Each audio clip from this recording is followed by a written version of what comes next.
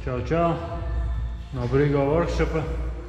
Šodien parādīšu, kā veic alvošanu uz Mustanga, kur te fonā var redzēt. Tur pašas beigas jānoalvo un būs gatavs. Šī ir tā vieta, kas ir jāalvo.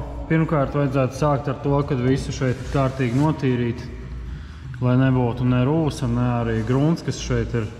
Es tagad šeit jau metināju kopā un gruntēju tās detaļas, kas bija jāgruntē. Šeit mēģināju neaiztikt, lai šeit maksimāli neuzpūst virsū, bet vienalga jau kaut kas tur ir palicis. Un vēlams notīrīt tā, nedaudz vairāk varbūt, līdz šai vietai. Šeit augšā, lai tur nebūtu lai maksimāli nebūtu kaut kāda grunta pēkšņi netrāpītu iekšā tajā alvošanas procesā. Tā, pirmkārt vajadzīga ir pati alva. Tie būs šādi te stieņi. Tā nav plika alva, tur ir sakausējums ar svinu. Kušanas temperatūra ir stipri zemāka, tad viņi kūst pie 144 grādiem, man liekas. Tādu vienu stienu plus mīnus arī pietiks šai vienai šuvai. Tā, tas ir materiāls pats, tad mums ir vajadzīga pasta lodēšanas pirms, lai sagatavotu virsmu, lai alva ķerās klāt tur. To es parādīšu procesā. Jāuzklāj un tad kaut kas tek. Tur skābe kopā laikam ar svīnu un putekļiem, alvas putekļiem, kaut kas tāds, lai ķertos pie metāla klāt. Tātad mums vajadzēs vēl otiņu. Šitā ota ir, nezinu, varbūt, ka parastās otas, nezinu, kas ar viņām notiek, jo tur ir skābe klāt tajā pastā. Varbūt arī nekas nenotiek. Šī ir speciāla ota viņai. Tātad mums vajadzēs atalgotāju. Vīles vesela kaudzi, tās ir parastas vīles, tādas visādas, bet šeit ir speciālā šitā, tā redzēt, tie zobi tāda ovāla, tā ir speciāla priekš aus vīlēšanas, un viņš ir vēl regulējams, un var paregulēt vai šitā to diametru vai uz otru pusi. Tad ir šitāds, kuram ir tā kā ieliekts tā virsmu vīlēšanai, vai kaut kur iekšpusē. Šitā ir vienkārši atsevišķi viens. Ja reizēm nevar ar šitā turētāju tik klāt. Šits ir rupjāks nedaudz. Tā ir vēl kaut kāda mazā vīla. Tad vajadzēs šādi te, ar ko alvu piespēdīt. Un tad man te vēl visādi pneumatiskie, lai es varu notīrīt tur pirms alvošanas un tā tālāk, jo visam jābūt ir maksimāli perfekti tīram. Visādas milkšpapīriņi un viss kaut kas tās drāžu pirstītas. Kaut kā tā, jā.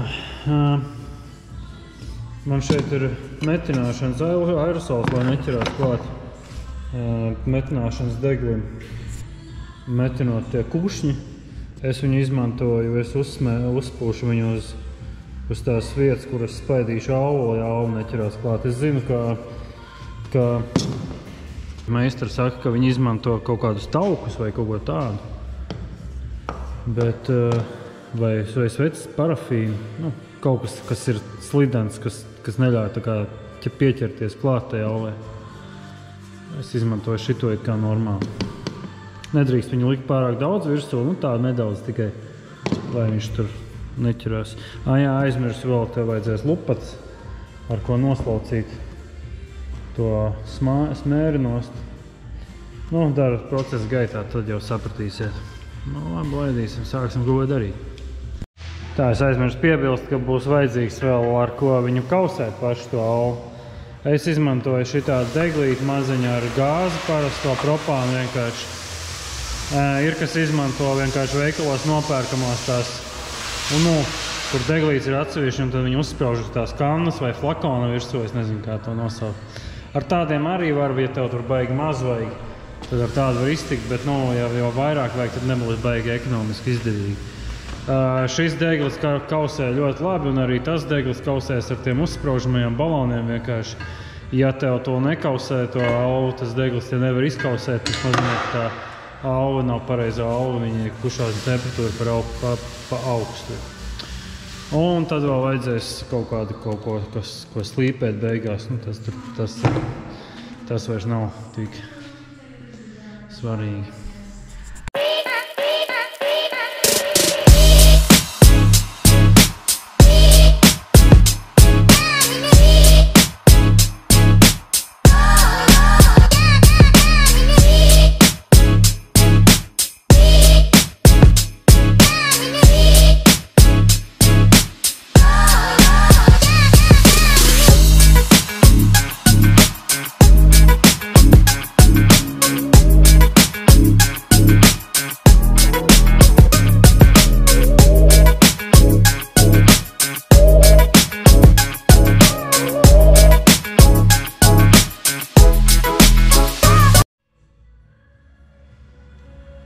Smērējam pastu virsū.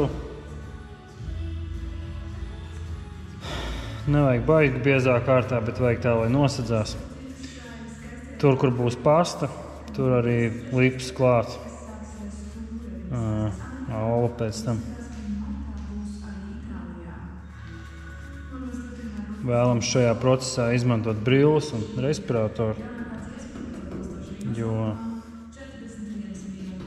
tā tomēr ir skābe un trāpīs acī nebūs labi.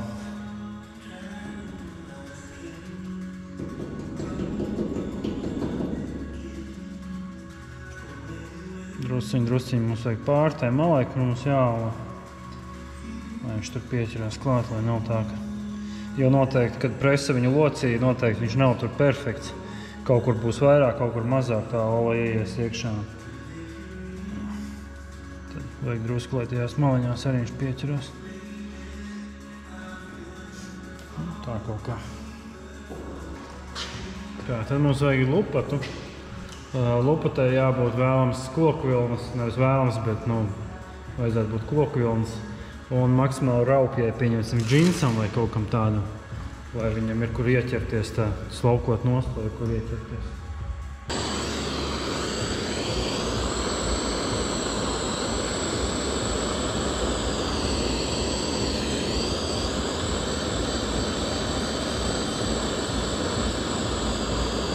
Jākarsē tikmēr, kamēr tā paliek viegli brūna, ko šeit jau var redzēt, kā viņš sāk palikt spīdīgs, kā izdalās sāka izpust tie putekļi iekšā tajā pastā.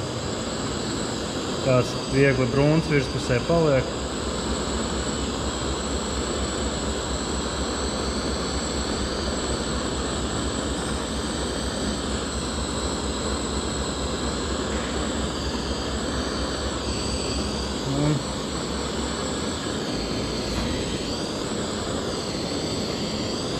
Mostos.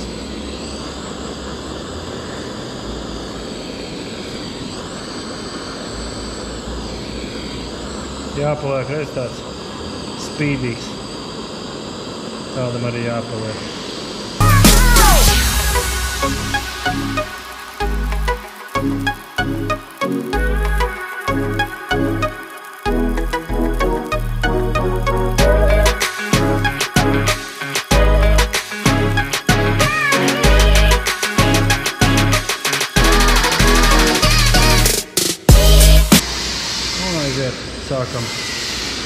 Sākam uzsildam nedaudz aulu.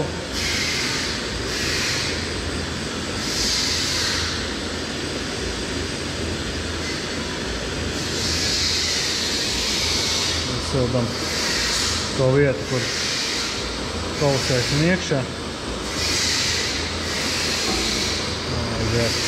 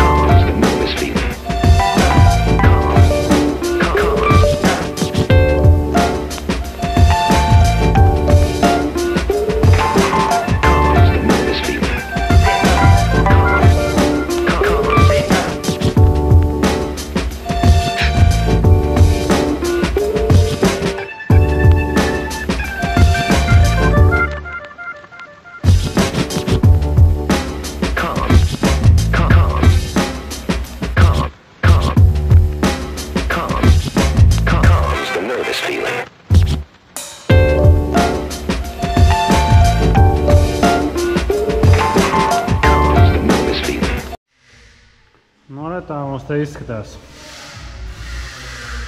No šitās puses es tur nerādīju, nefilmēju, jo grūti klāt, tik kamera traucē. Bet, principā šitā, jā. Tagad aizmirst pateikt, pirms tam vēl ir vajadzīga soda, parastā dzeramā. Jāsajauc ar ūdeni, attiecību nepateikšu, tur kaut kādu teikurot uz burciņu pieņemsim vai uz krūzīti. Un sametrinām lupat un pāriem pāri, jo tā tomēr skābe un viņa tur paliek iekšā tajās porās noteikti. Viņu vajag neutralizēt. Vienkārši pārbraucam pāri un kārtībā. Stāstīšu vēl, kāpēc vispār to dara. Tādēļ, ka acīm redzot tajos laikos, kad šī mašīna tika būvēts ļoti daudziem, vispār 60.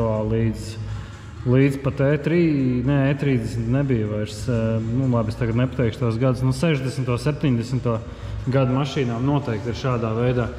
Mūsdienu mašīnām šeit nāk jumta reliņas, piemēram, kur var pielikt. Tur nāk tāda rene, kurā tur pieskrūvējas kaut līste, kaut kas tāds. Tur arī ir savienojuma vieta, kur jumts savienojas ar sānu rāmku, ar sānu visu to uzliku virsū.